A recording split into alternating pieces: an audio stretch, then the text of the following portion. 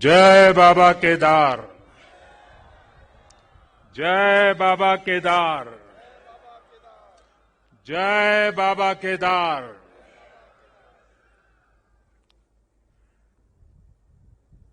दैवीय आभा से सुसज्जित इस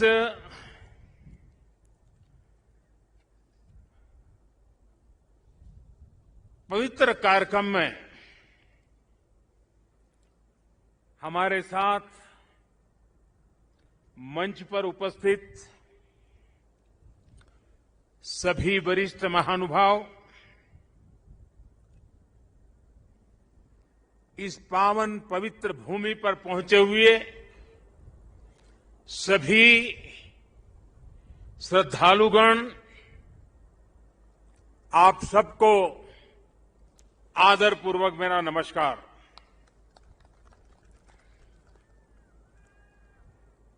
आज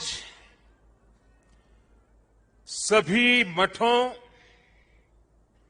सभी 12 ज्योतिर्लिंगों,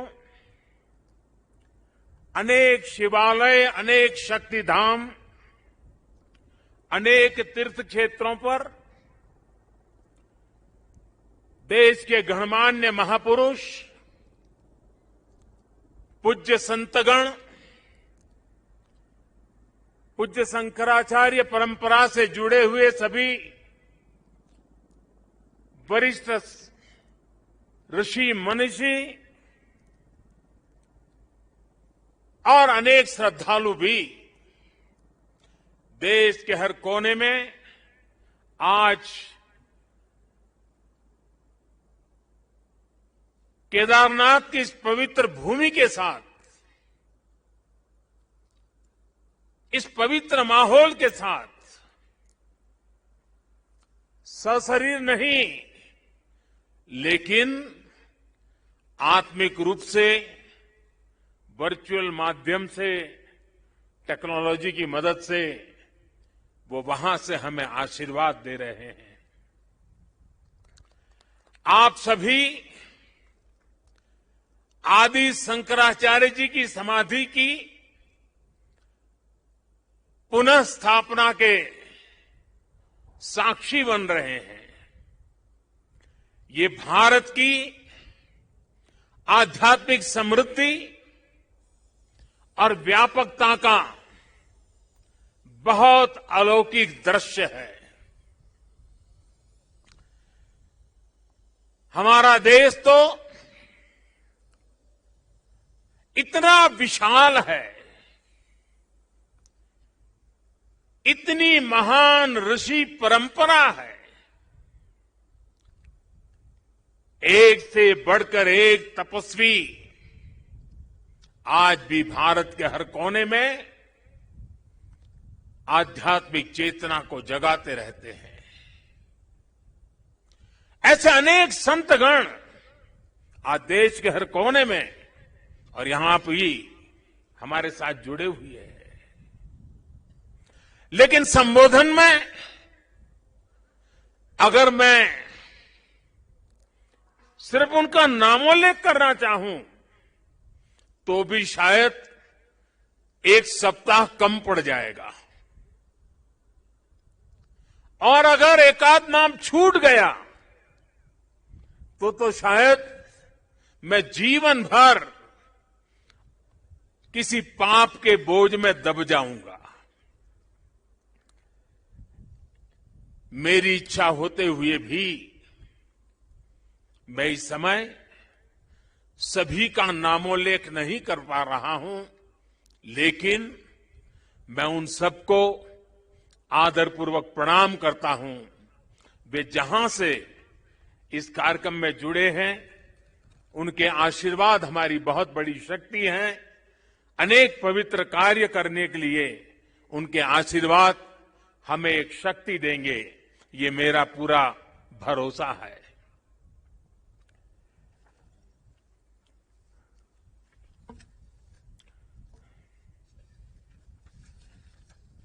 हमारे यहां कहा जाता है, आवाहनम न जानामि, न जानामि विसर्जनम, पूजाम चैव न जानामि क्षमस्व परमेश्वरम। इसलिए मैं हृदय से ऐसे सभी व्यक्तियों से माफी मांगते हुए इस पुण्य अवसर पर देश के कोने कोने से जुड़े शंकराचार्य, ऋषिगण, महान संत परंपरा के सभी अनुयायी, आप सबको यहीं से प्रणाम करके मैं आपका आशीर्वाद मांगता हूं।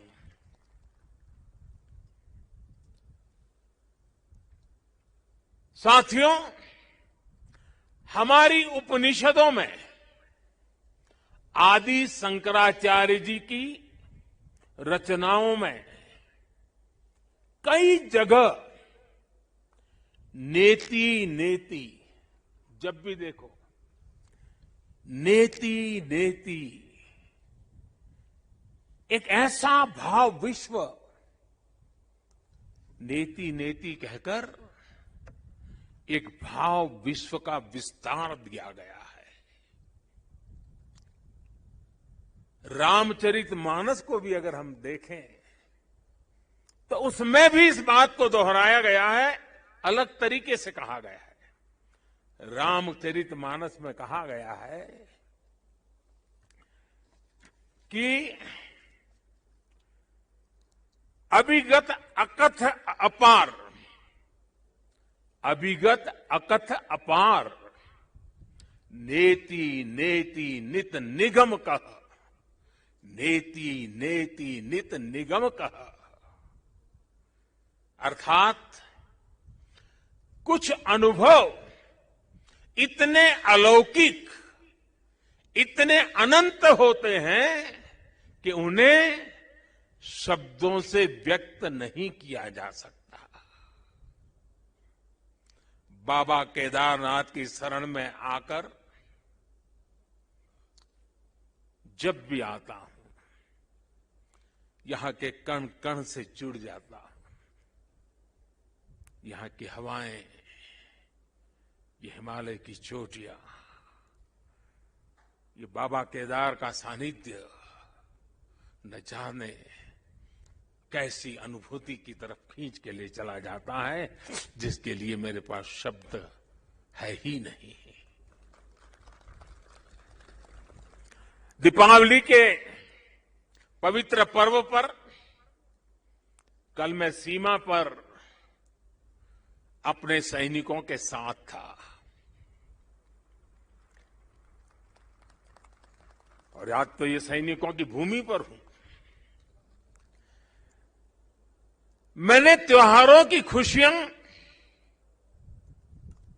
मेरे देश के जवान वीर सैनिकों के साथ बांटी। देशवासियों का प्रेम का संदेश, देशवासियों की उनके प्रति श्रद्धा, देशवासियों के उनके आशीर्वाद, 130 करोड़ आशीर्वाद लेकर के मैं कल सेना के जवानों के बीच गया था। और आज मुझे गोवर्धन पूजा के दिन, और गुजरात के लोगों के लिए तो आज नया वर्ष है,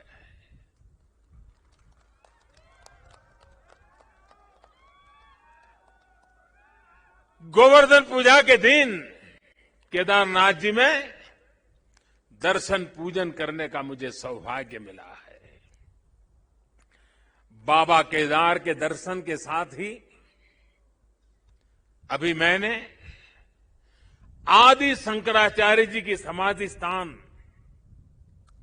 वहां कुछ पल मैंने बिताए। एक दिव्य अनुभूति का वो पल था।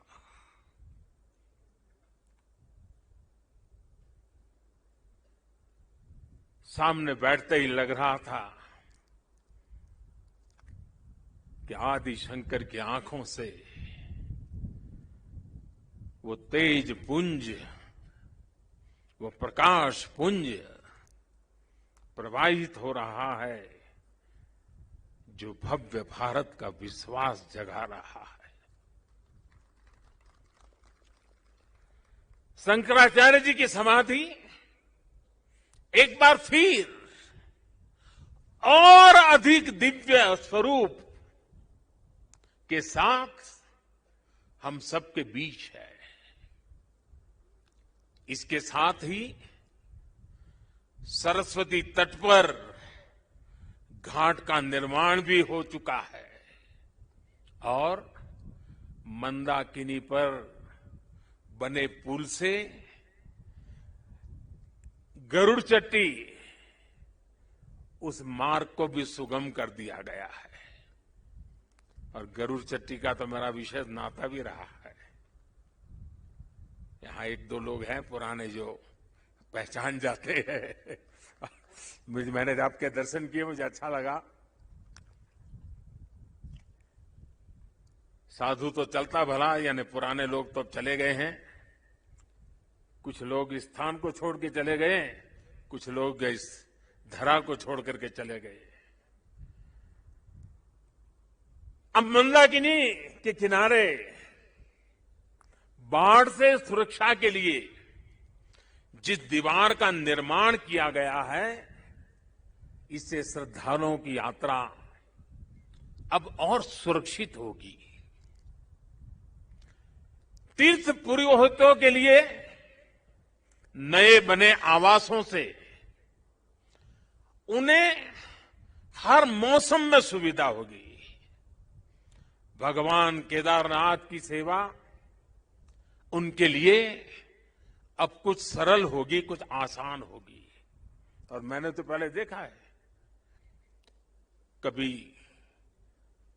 प्राकृतिक आपदा आ जाती थी तो यात्री यहां फंस जाते थे, तो इन पुरोहितों के घरों में ही एक एक कमरे में इतने लोग अपना समय बिताते थे।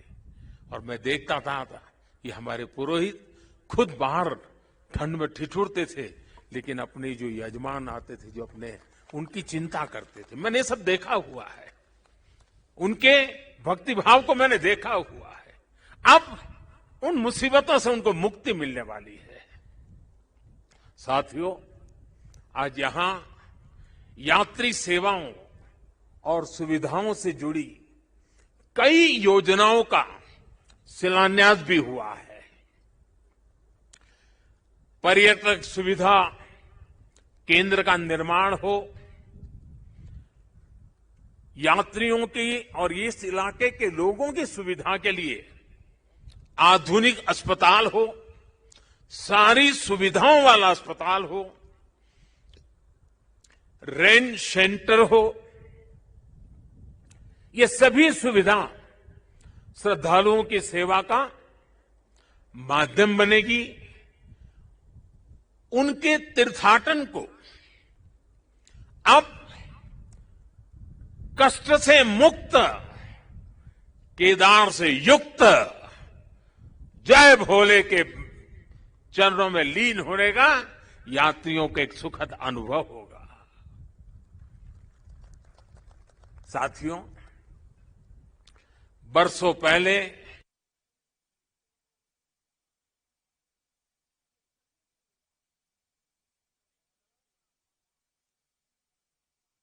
नुकसान यहां हुआ था, वो अकल्पनीय था।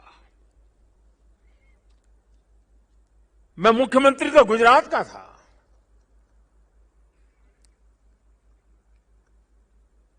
लेकिन मैं अपने आप को रोक नहीं पाया था। मैं यहां दौड़ा चला आया था। मैंने अपनी आंखों से उस तबाही को देखा था, उस दर्द को देखा था। जो लोग यहां आते थे वो सोचते थे कि क्या अब ये हमारा केदार धाम या हमारा केदारपुरी फिर से उठ खड़ा होगा क्या? लेकिन मेरे भीतर की आवाज कह रही थी, ये पहले से अधिक आन बान शान के साथ खड़ा होगा।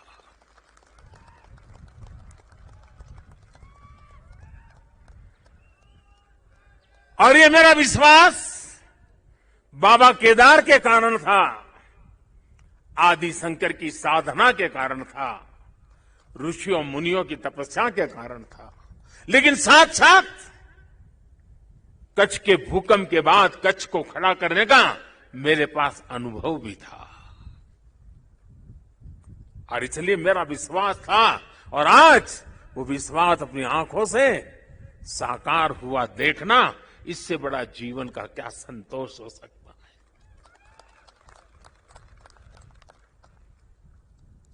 मैं इसे अपना सौभाग्य मानता हूं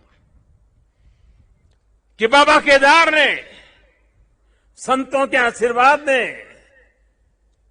इस पवित्र धरती ने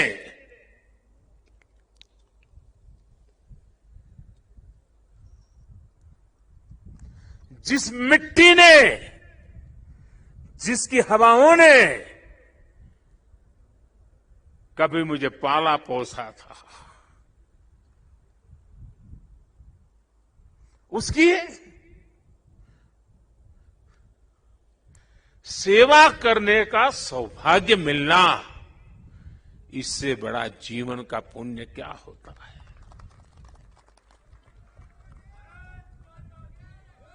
इस आदि भूमि पर शाश्वत के साथ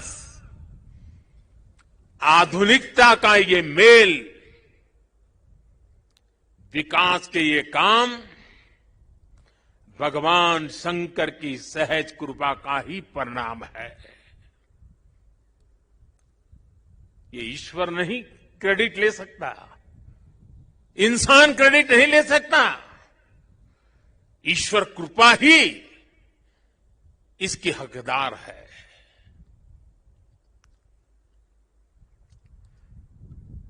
मैं इस पुनीत प्रयासों के लिए उत्तराखंड सरकार का, हमारे ऊर्जावान नौजवान मुख्यमंत्री धामी जी का, और इस कामों की जिम्मेदारी उठाने वाले सभी लोगों का भी आज हृदय से धन्यवाद करता हूं, जिन्होंने एड़ी चोटी का जोर लगा करके इस सपनों को पूरा किया है। मुझे पता है यहां बर्फबारी के बीच भी किस तरह, यानी पूरा साल भर काम करना मुश्किल है, यहां बहुत कम समय मिलता है, लेकिन बर्फबारी के बीच भी मेरे हमारे श्रमिक भाई बहन जो पहाड़ों के नहीं थे, बाहर से आए थे, वे ये ईश्वरीय कार्य मान करके बर्फ वर्षा के बीच भी, माइनस टेम्परेचर के बीच भी काम छोड़ करके जाते नहीं थे, काम करते रहते थे, तब जाकर के ये काम हो पाया है। मेरा मन यहां लगा रहता था, तो मैं बीच बीच में ड्रोन की मदद से, टेक्नोलॉजी की मदद से, मेरे दफ्तर से यहां का पूरा मैं या एक प्रकार से वर्चुअल यात्रा करता था। लगातार मैं उसकी बारीकियों को देखता था, काम कितना पहुंचा, महीने भर पहले कहां थे, इस महीने कहां पहुंचे, लगातार देखता था। मैं केदारनाथ मंदिर के सभी रावल और सभी पुजारियों का भी आज विशेष रूप से आभार प्रकट करना चाहता हूं, क्योंकि उनके सकारात्मक रवैये के कारण, उनके सकारात्मक प्रयासों के कारण, और उन्होंने परंपराओं का जो हमारा मार्गदर्शन करते रहे, उसके कारण हम इसको, इस पुरानी विरासत को भी बचा पाए और आधुनिकता भी ले पाए। और इसके लिए मैं इन पुजारियों का, रावल परिवारों का हृदय से आभार व्यक्त करता हूं। आदि शंकराचार्य जी के विषय में हमारे विद्वानों ने कहा है, शंकराचार्य जी के लिए हर विद्वान ने कहा है शंकरो शंकरः साक्षात, अर्थात आचार्य शंकर साक्षात भगवान शंकर का ही स्वरूप थे। ये महिमा, ये देवत्व आप उनके जीवन के हर क्षण हम अनुभव कर सकते हैं। उसकी तरफ जरा नजर करें तो सारी स्मृतियां सामने आ जाती हैं। छोटी सी उम्र में, बालक उम्र में अद्भुत बोध, बाल उम्र से ही शास्त्रों का, ज्ञान का, विज्ञान का निरंतर चिंतन, और जिस उम्र में एक साधारण मानवी साधारण रूप से संसार की बातों को थोड़ा देखना समझना शुरू करता है, थोड़ी जागृति का प्रारंभ होता है, उस उम्र में वो वेदांत की गहराई को, उसके गुढ़ार्थ को सांगोपांग विवेचन, उसकी व्याख्या अविरत रूप से किया करते थे। ये शंकर के भीतर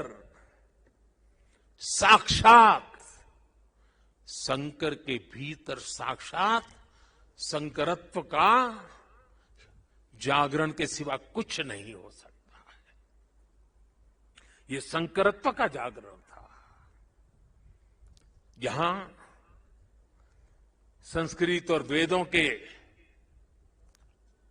बड़े बड़े पंडित यहां भी बैठे हैं और वर्चुअली भी हमारे साथ जुड़े हैं।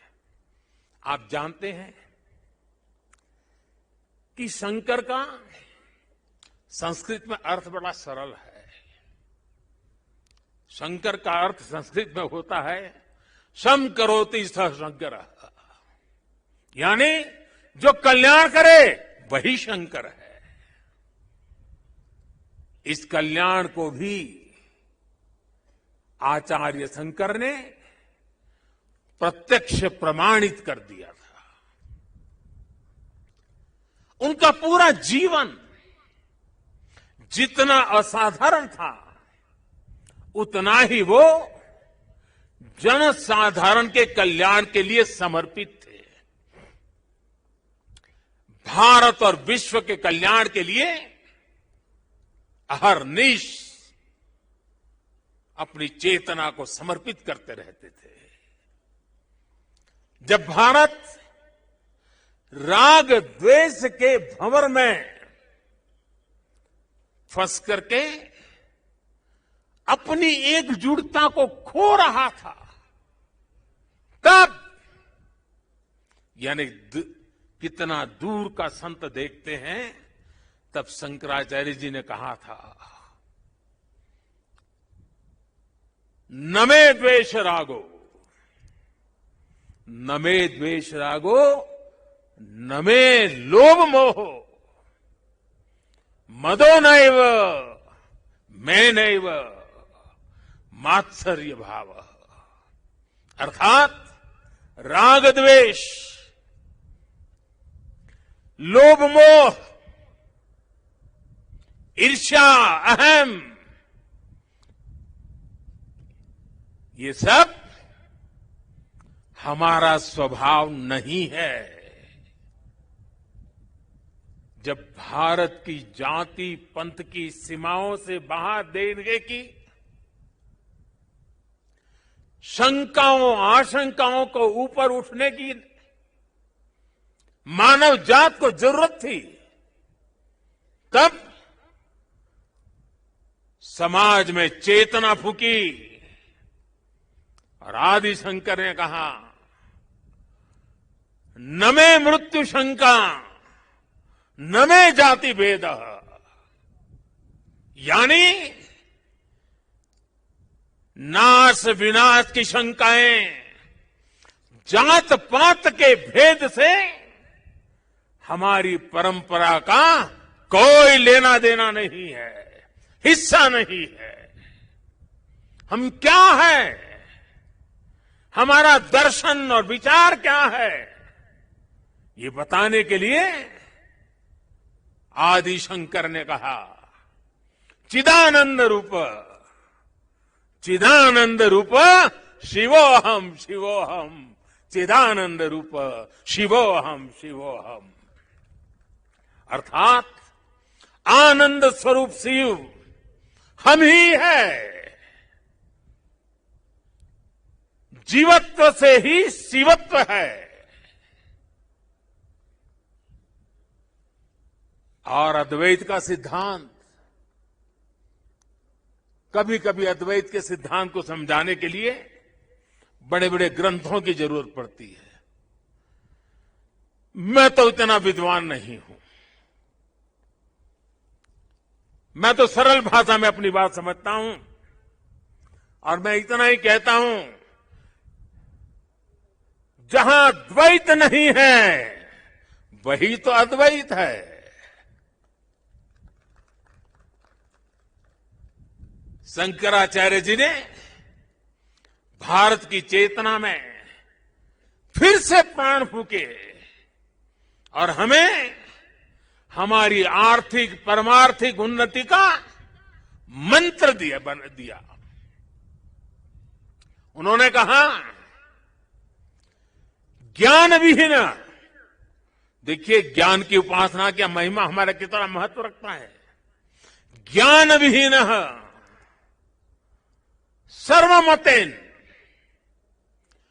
मुक्तिम न भजति जन्मशतेन। यानी दुख, कष्ट और कठिनाइयों से हमारी मुक्ति का एक ही मार्ग है और वो है ज्ञान। भारत की ज्ञान की, विज्ञान और दर्शन की जो कालातीत परंपरा है, उसे आदि शंकराचार्य जी ने फिर से पुनर्जीवित किया, चेतना भर दी। साथियों, एक समय था जब अध्यात्म को, धर्म को केवल रूढ़ियों से जोड़कर, कुछ ऐसी गलत मर्यादा और कल्पनाओं में जोड़कर देखा जाने लगा था। लेकिन भारतीय दर्शन तो मानव कल्याण की बात करता है,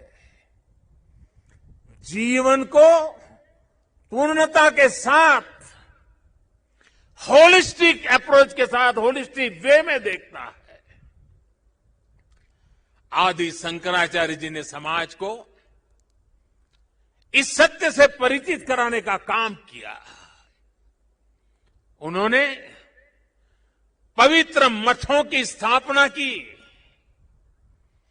4 धामों की स्थापना की, 12 ज्योतिर्लिंगों का पुनर्जागृति का काम किया। उन्होंने सब कुछ त्याग कर देश, समाज और मानवता के लिए जीने वालों की एक सशक्त परंपरा खड़ी की। आज उनके अधिष्ठान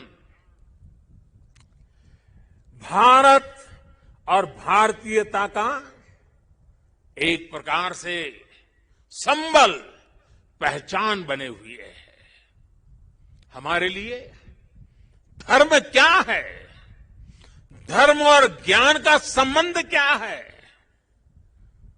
और इसीलिए तो कहा गया है, अथा तो ब्रह्म जिज्ञासा, अथा तो ब्रह्म जिज्ञासा।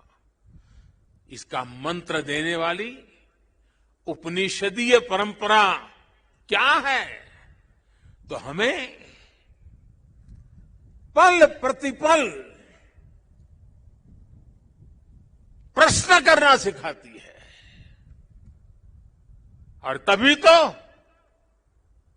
बालक नचिकेता यम के दरबार में जाकर के यम की आंख में आंख मिलाकर के पूछ देता है, यम को पूछ देता है, व्हाट इज डेथ? मृत्यु क्या है बताओ? प्रश्न पूछना, ज्ञान अर्जित करना, अथा तो धर्म जिज्ञासा। हमारी इस विरासत को हमारे मठ हजारों सालों से जीवित रखे हुए हैं, उसे समृद्ध कर रहे हैं। संस्कृत हो, संस्कृत भाषा में वैदिक गणित जैसे विज्ञान हो, इस मठों ने, हमारे शंकराचार्य की इस परंपरा ने इन सब का संरक्षण कर पीढ़ी दर पीढ़ी मार्ग दिखाने का काम किया है। मैं समझता हूं आज के इस दौर में आदि शंकराचार्य जी का सिद्धांत और ज्यादा प्रासंगिक हो गए हैं। साथियों, हमारे यहां सदियों से 4 धाम यात्रा का महत्व रहा है। 12 ज्योतिर्लिंग के दर्शन की, शक्तिपीठों के दर्शन की, अष्टविनायक जी के दर्शन की, ये सारी यात्रा की परंपरा, ये तीर्थाटन हमारे यहां जीवन काल का हिस्सा माना गया है। ये तीर्थाटन हमारे लिए सिर्फ सैर सपाटा पर्यटन भर नहीं है, ये भारत को जोड़ने वाली, भारत का साक्षात कराने वाली एक जीवंत परंपरा है। हमारे यहां हर किसी को, कोई भी व्यक्ति होगा, उसकी इच्छा होती है कि जीवन में कम से कम एक बार 4 धाम जरूर हो लें, 12 ज्योतिर्लिंग का दर्शन जरूर कर ले, मां गंगा में एक बार डुबकी जरूर लगा दे। पहले हम घर में बच्चों को शुरू से ही सिखाते थे, परंपरा थी। बच्चों को घर में सिखाया जाता था, सौराष्ट्रे सोमनाथ श्रीशैले मल्लिकार्जुनम, बचपन में सिखाया जाता था।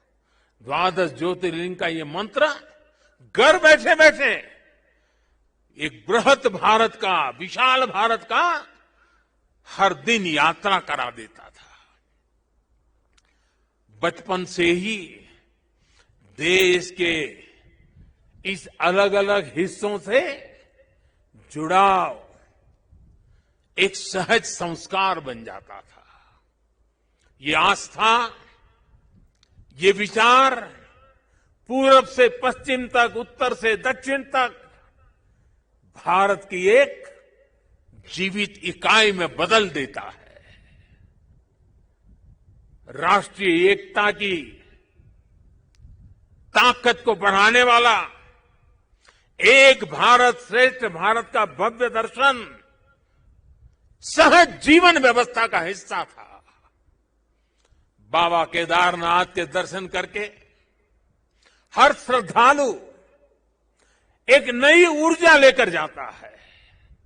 साथियों, आदि शंकराचार्य की विरासत को, इस चिंतन का आज देश अपने लिए एक प्रेरणा के रूप में देखता है। अब हमारी संस्कृति के, हमारी इस विरासत को, आस्था के केंद्रों को इसी गौरव भाव से देखा जा रहा है जैसा देखा जाना चाहिए था।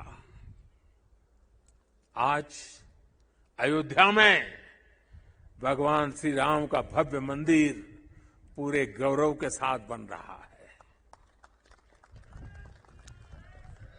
अयोध्या को उसका गौरव सदियों के बाद वापस मिल रहा है। अभी 2 दिन पहले अयोध्या में दीपोत्सव का भव्य आयोजन और पूरी दुनिया ने उसे देखा है। भारत का प्राचीन सांस्कृतिक स्वरूप कैसा रहा होगा, आज हम इसकी कल्पना कर सकते हैं। इसी तरह उत्तर प्रदेश में ही काशी का भी कायाकल्प हो रहा है। विश्वनाथ धाम का कार्य बहुत तेज गति से अब तो पूर्णता की तरफ आगे बढ़ रहा है। बनारस में सारनाथ, नजदीक में कुशीनगर, बोधगया, यहां सब जगह पे एक बुद्ध सर्किट के अंतर्राष्ट्रीय पर्यटन को आकर्षित करने के लिए, विश्व के बुद्ध के भक्तों को आकर्षित करने के लिए एक बहुत तेजी से काम चल रहा है। भगवान राम से जुड़े जितने भी तीर्थ स्थान हैं, उनको भी जोड़ करके एक पूरा सर्किट बनाने का काम भी आज चल रहा है। मथुरा वृंदावन में भी विकास के साथ साथ यहां की शुचिता, पवित्रता को लेकर संतों की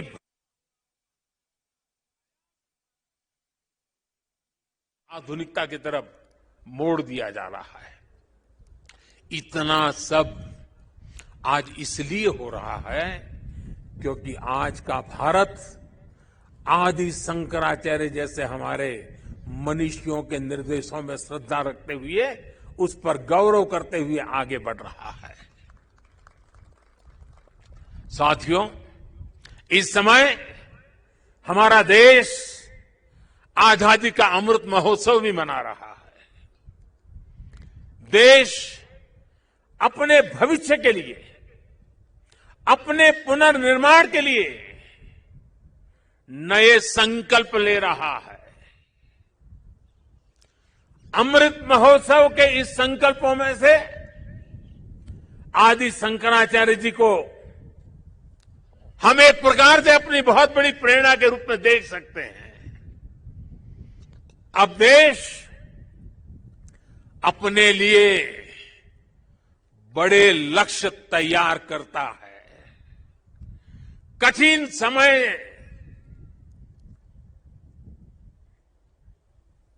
और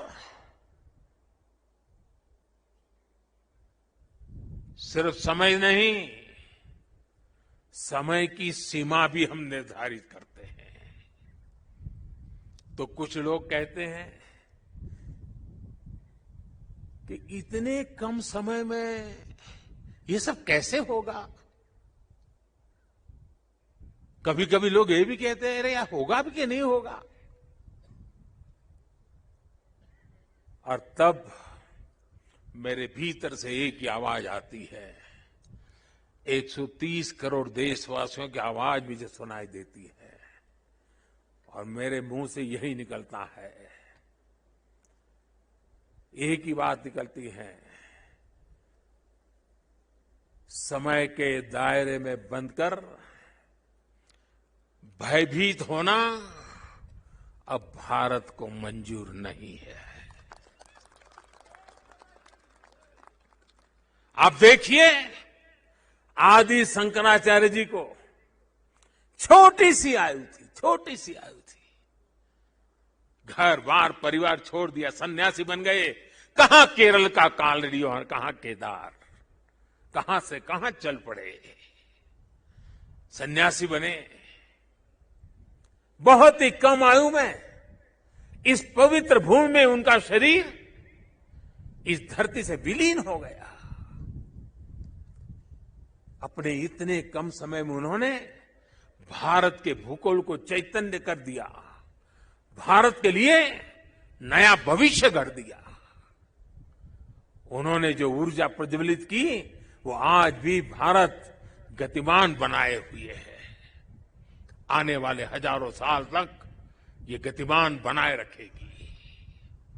इसी तरह स्वामी विवेकानंद जी को देखिए, स्वाधीनता संग्राम में अनेक सेनानियों को देखिए। ऐसी कितनी ही महान आत्माएं, महान विभूतियां इस धरती पर आकर यहां प्रकट हुई जिन्होंने समय की सीमाओं का उल्लंघन कर छोटे से कालखंड में कई कई युगों को गढ़ दिया। ये भारत इन महान विभूतियों की प्रेरणाओं पर चलता है। हम शाश्वत को एक प्रकार से स्वीकार करते हुए हम क्रियाशीलता पर विश्वास करने वाले लोग हैं। इसी आत्मविश्वास को लेकर देश आज इस अमृत काल में आगे बढ़ रहा है। और ऐसे समय में मैं देशवासियों से एक और आग्रह करना चाहता हूं। स्वाधीनता संग्राम से जुड़े ऐतिहासिक स्थानों को देखने के साथ साथ ऐसे पवित्र स्थानों को भी ज्यादा से ज्यादा जाएं, नई पीढ़ी को लेकर के जाएं, परिचित कराएं, मां भारती का साक्षात्कार करें, हजारों साल की महान परंपरा की चेतना को अनुभूति करें। आजादी के अमृत काल में स्वतंत्रता आजादी का ये भी एक महोत्सव हो सकता है। हर हिंदुस्तानी के दिल में, हिंदुस्तान के हर कोने कोने में, हर कंकर कंकर में शंकर का भाव जग सकता है। और इसलिए निकल पड़ने का ये समय है। जिन्होंने गुलामी के सैकड़ों वर्षों के कालखंड में हमारी आस्था को बांध करके रखा, हमारी आस्था को कभी खरोच तक नहीं आने दी। गुलामी के कालखंड में ये छोटी सेवा नहीं थी। क्या आजादी के कालखंड में उस महान सेवा को उसको पूजना, उस पर तर्पण करना, वहां तप करना, साधना करना, क्या हिंदुस्तानी का नागरिक का कर्तव्य नहीं है? और इसलिए मैं कहता हूं, एक नागरिक के तौर पर हमें इन पवित्र स्थानों को भी दर्शन करने के लिए जाना चाहिए। उन स्थानों की महिमा को जानना चाहिए।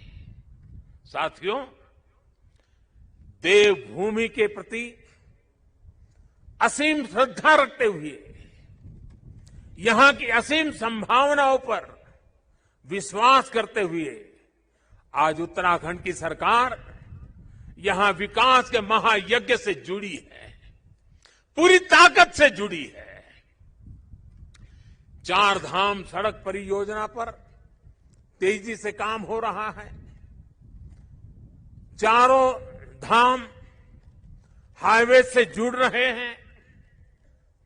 भविष्य में यहां केदारनाथ जी तक श्रद्धालु केवल कार के जरिए आ सके, इससे जुड़ी प्रक्रिया भी शुरू हो गई है। यहां पास में हो पवित्र हेमकुंड साहब जी हैं।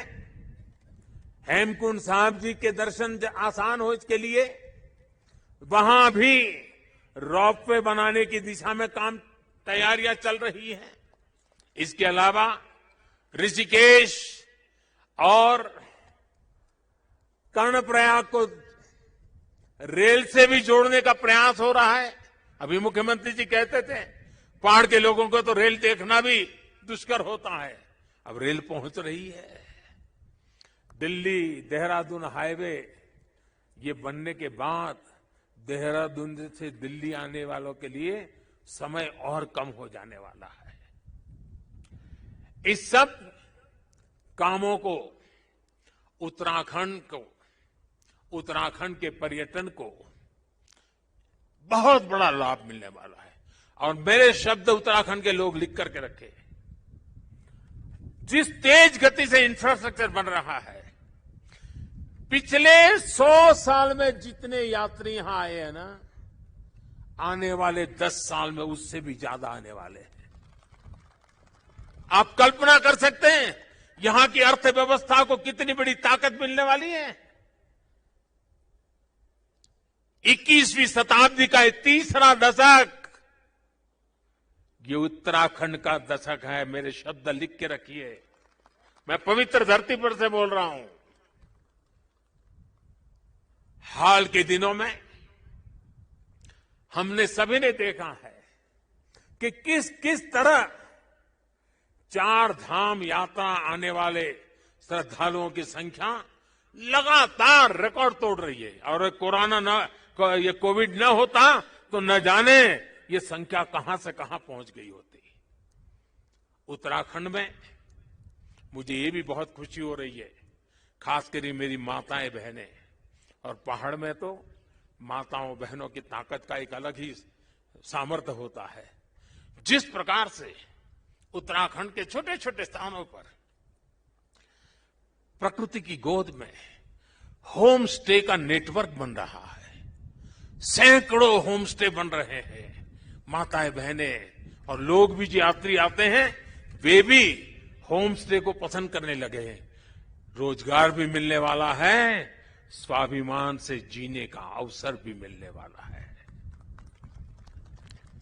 यहां की सरकार जिस तरह विकास के कार्यों में जुटी है, इसका और एक लाभ हुआ है।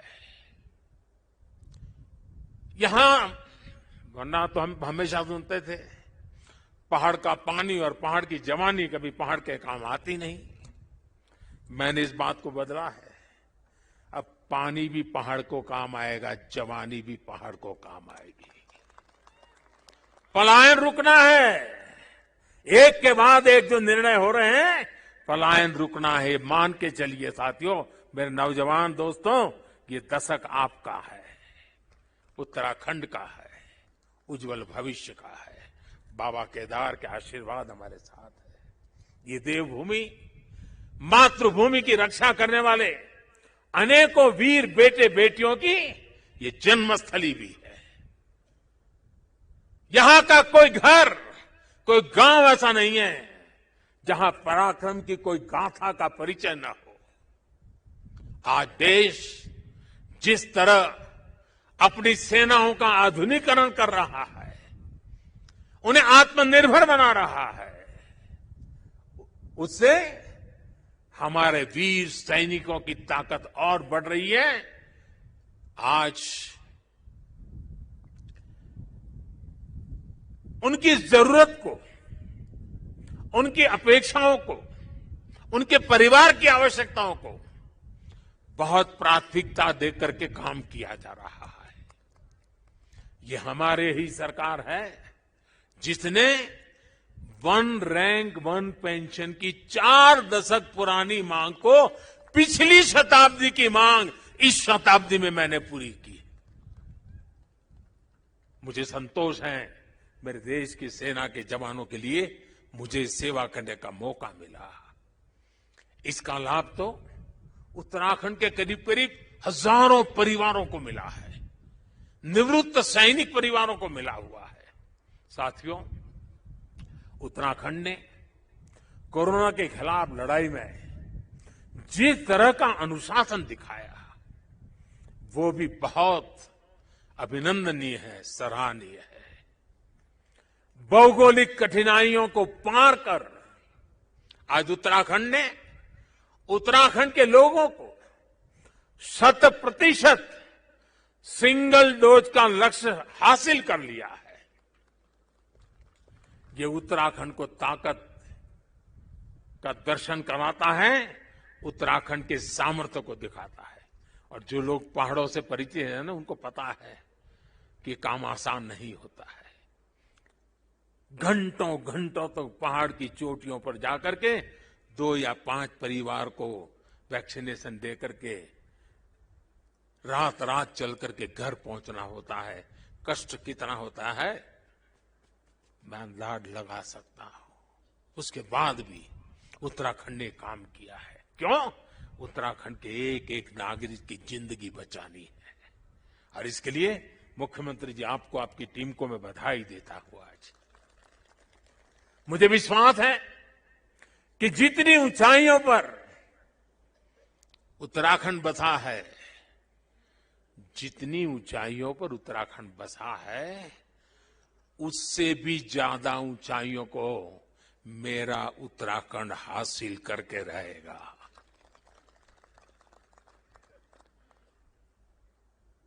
बाबा केदार की भूमि से,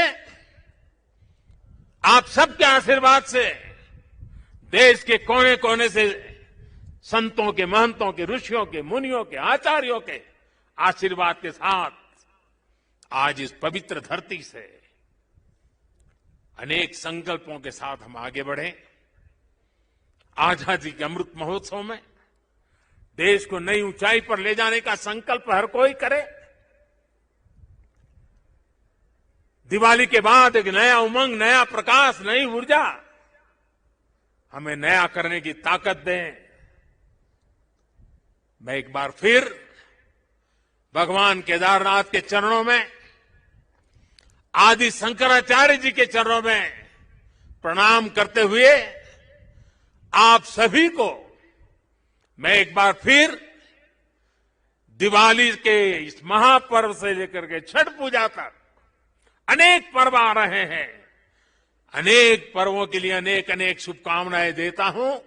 मेरे साथ प्यार से बोलिए, भक्ति से बोलिए, जी भर करके बोलिए, जय केदार, जय केदार, जय केदार। धन्यवाद।